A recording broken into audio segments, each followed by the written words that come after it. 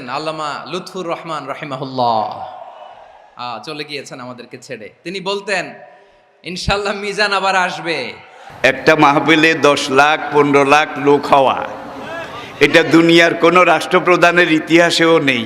আর একজন রাষ্ট্রপ্রধান যখন কোনো এলাকায় যায়, সেখানে রিজার্ভ গাড়ি দেওয়া হয়, জায়গা জায়গা থেকে গাড়ি প্রেরণ করা হয়, সার্ভ করা হয়, তাদেরকে ভাড়া দেওয়া হয়, খানা দেওয়া হয়, গরু জবাই করে একবারে মোরগ মুসাল্লাম বিরিয়ানি এগুলো দেওয়া হয়। তারপরে যাওয়ার সময় আবার কিছু নগদ হাদিয়াও দেওয়া হয়।